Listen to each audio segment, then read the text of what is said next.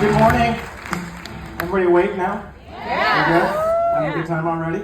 Yeah. Awesome. Well, we're super excited to be here with you guys and celebrate all of you. Now, I kind of wanted to share a little bit of my journey, if that's okay. You guys good with that? Okay.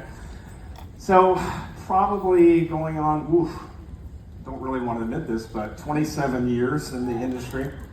And I started my career way back in the day, and it was kind of interesting. I fell into the industry, and I fell into the industry when I moved to Australia. So I don't know if you guys know that or not, but I lived in Australia for about 6 years. Got some Aussies in the audience, right?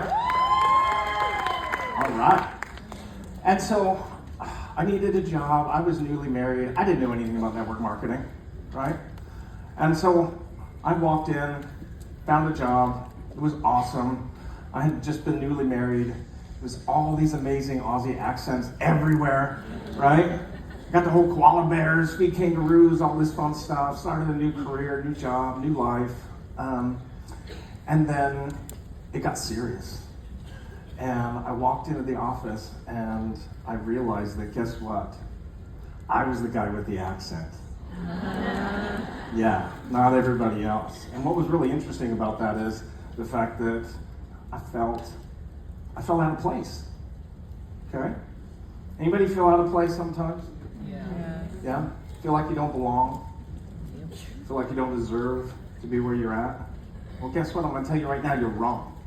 You deserve to be here. Okay? And it took me a little while, though, while I was fighting through all these emotions and different things and the newness of new job, new country, new everything. And I felt like I didn't fit in. And I would go home and my wife would say, it's okay. Just, they've got to get to know you. Because guess what? The Aussies are very patriotic. Did you know that? Just like we are in the U.S. or anywhere, wherever you're from. And it took a little while, but they finally accepted me, and I leaned in and started learning about network marketing and fell in love with the industry.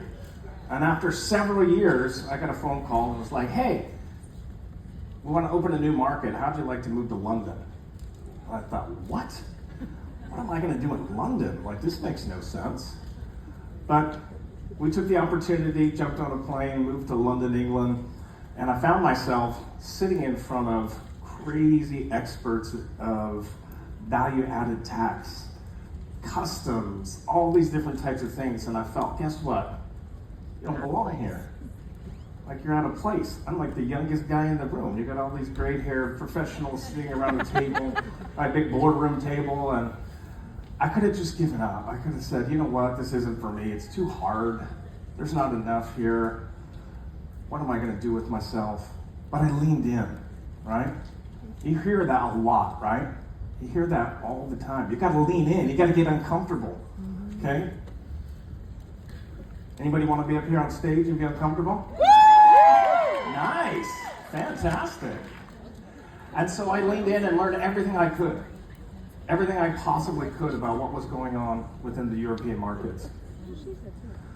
And then one day I got a phone call, and they said, hey,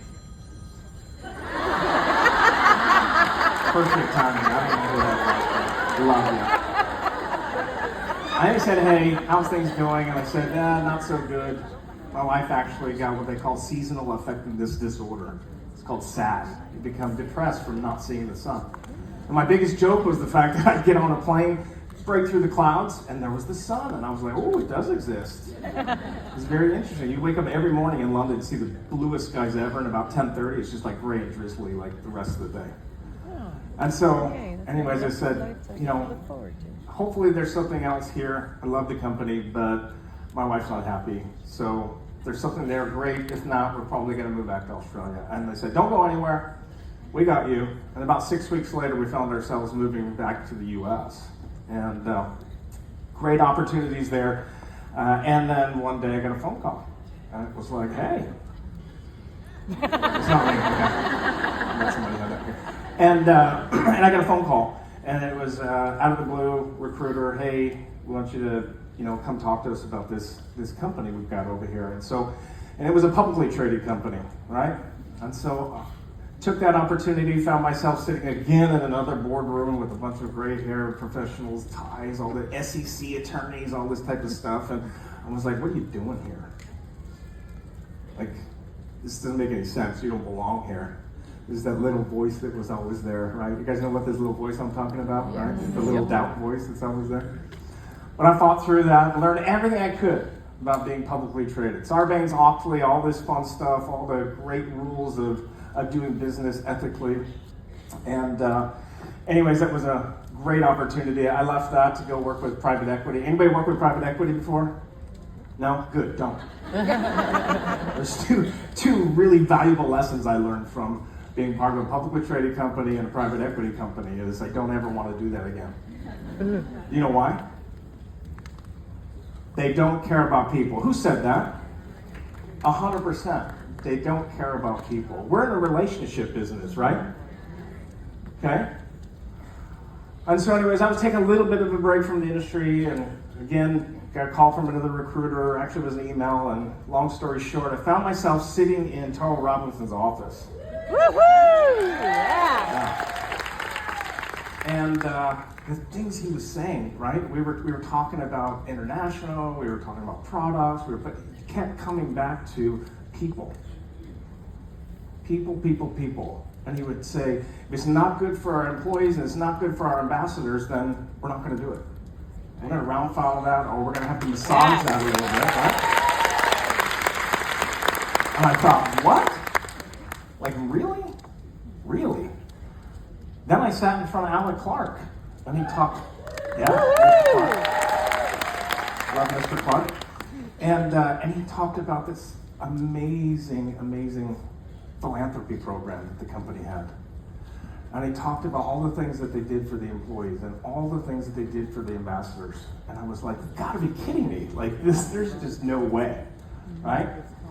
Long story short, I found myself moving to Phoenix, Arizona. Yeah, walked in, Plexus Worldwide, and it's been home.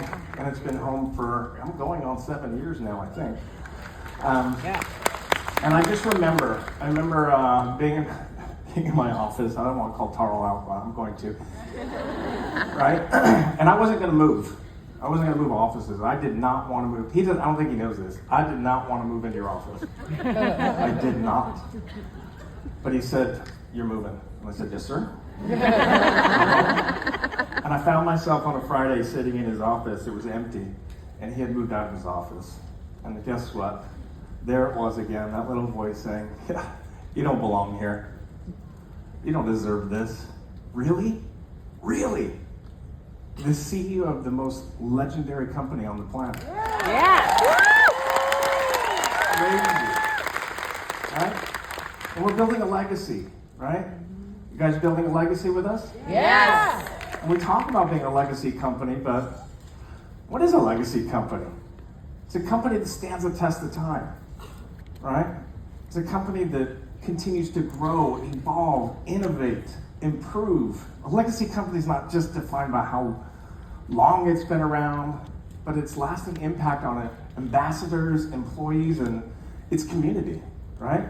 We have the best community, wouldn't you agree? Yes. And at the core of every legacy company is a powerful vision, right? A vision. What's our vision?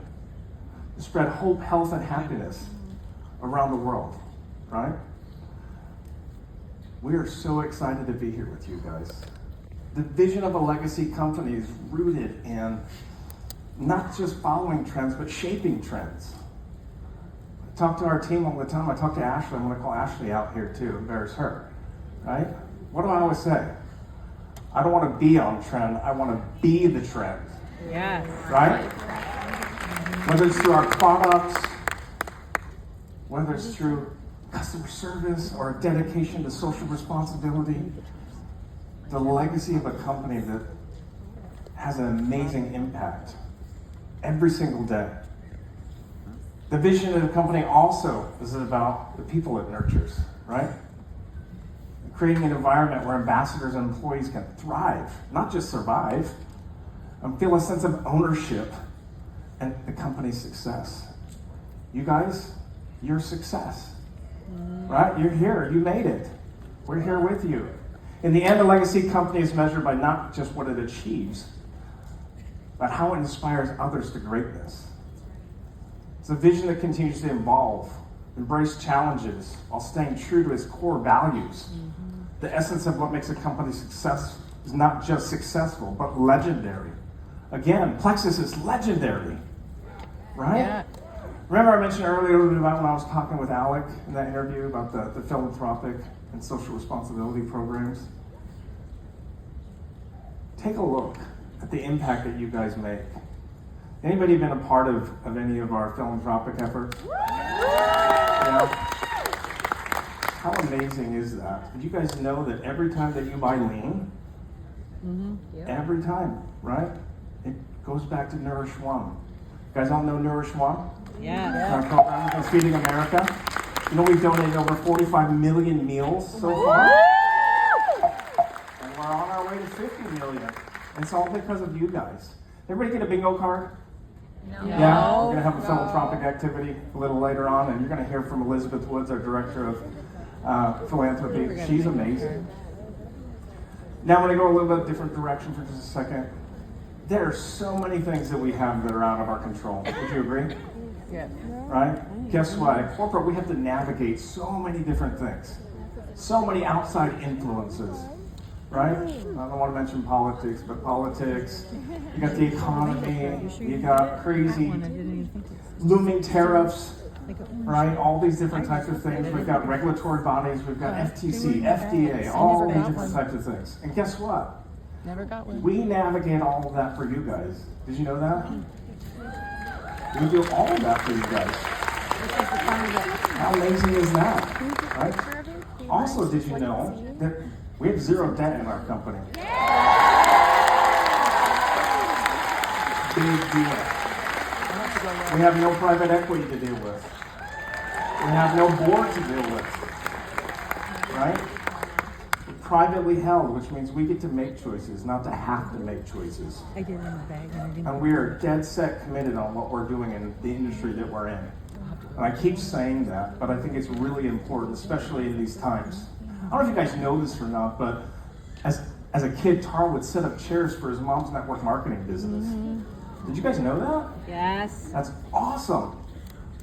Alex been in the industry longer than I have. We're committed to what we're doing. We are going nowhere. Okay? This is home. Yes. I'm going to say it again. This is home. The foundation's been set, right? Now all you have to do is get loud. Like really get loud.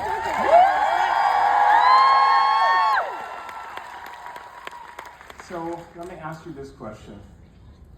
What are you going to do with this week? With today, this morning? You're going to roll home Friday and go, man, that was an awesome trip. Because it was an awesome trip. So Yeah. awesome, right? Well, it was. So what are you going to do with it? Who said put it to work? Yes! High five. Right? Are you going to go home and say, this was the week that changed everything? I know there are so many stories out there where leaders that have been born at events, okay?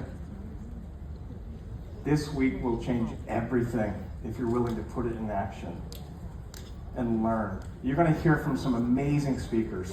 You're going to hear from amazing diamonds, okay? They're here on this ship with you. They can't escape.